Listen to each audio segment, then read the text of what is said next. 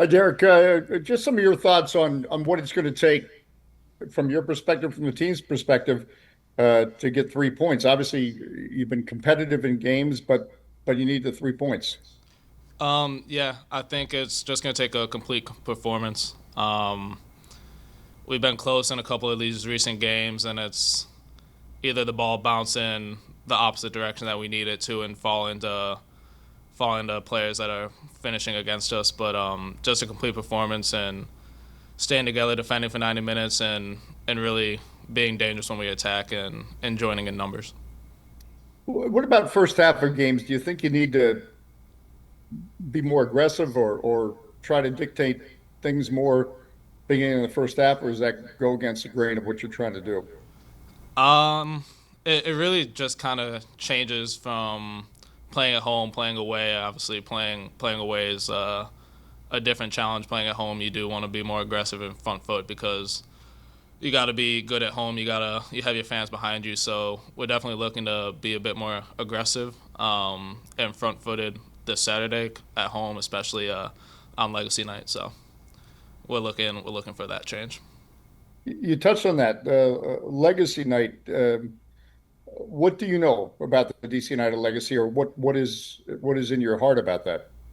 Yeah, I mean, we're all well aware of the history and the winning culture that was here in the past.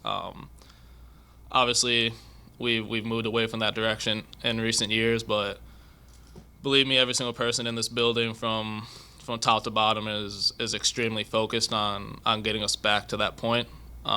There's really nothing we want more than to bring that joy for the fans and just get back to winning games, bringing trophies to this club because it deserves it. The fans deserve it as well.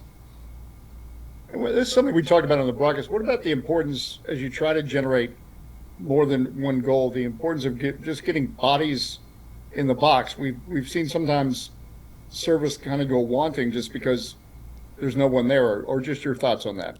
Right. Yeah. No. That's a topic. Definitely getting the 9, 10, 7, 11s in scoring areas, but it's a balance because you don't want to leave yourself too exposed for a counterattack. So it's knowing the right moments to really flood the box and get those players in those areas, but also knowing that that leaves a bit of risk with people leaving players high against us and defending those counterattacks. Thank you. Next, we'll go to Donald Wine. Thank you. Hey, Derek. Thank you for your time today. I want to ask you about Austin FC. They've won three in a row. They just had the All-Star game, which obviously doesn't necessarily pertain to them, but they carry a lot of momentum into this match. What have you guys talked about in practice this week to try and limit their opportunities and also just end their momentum at Audi Field on Saturday?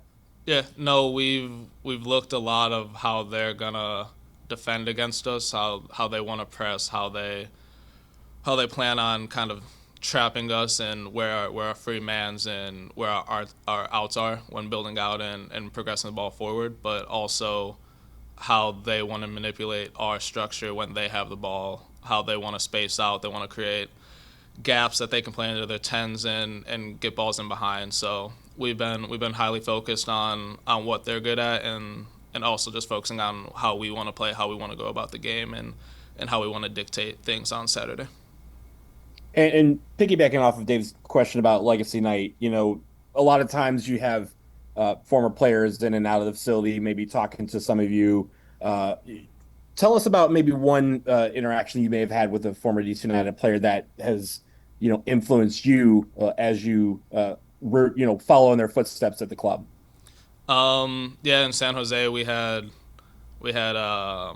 Harks come out there and a couple other players just come and talk about the first ever MLS game against San Jose. Obviously, Bruce was on our side, not San Jose's side back then, but just how they really kind of founded the league, how they didn't really know the direction it was going to go in, and if it was going to be a league in 2 3 years, and to think that now we're 30 years into this league and it's continued to grow. Speaks a lot to the foundation that they laid and how they're still connected to the club. They're in and out of the building all the time. So it's really very impressive, and it means a lot to us because we wouldn't be here if they weren't able to kind of push this thing along. So we're very grateful for them. Great, thank you. And then next we'll go to Bruce Murray. Hey, Derek, thanks for your time. In your wildest dreams, did you ever think you would play multiple positions like you're playing right now and not putting a foot wrong? I mean, I watch from the booth and I look at you and I'm impressed every time I watch you play.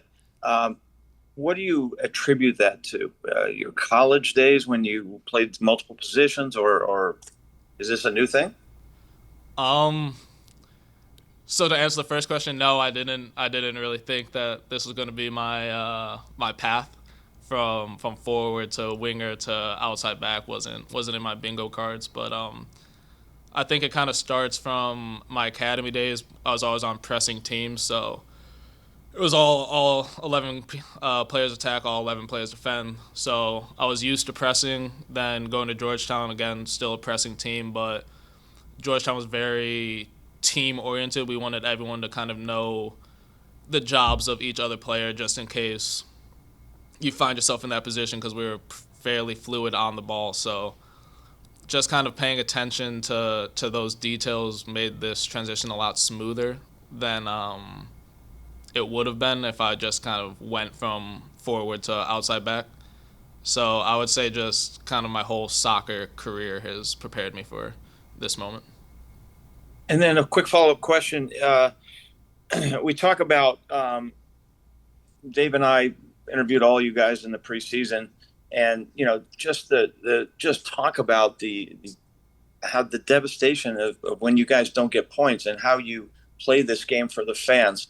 Can you let our fans know, or let us know, how it feels? How you guys, I know you're devastated because I've talked to all the players, and so how do we get over the hump? And is this a game where we got to get points, man, for everybody?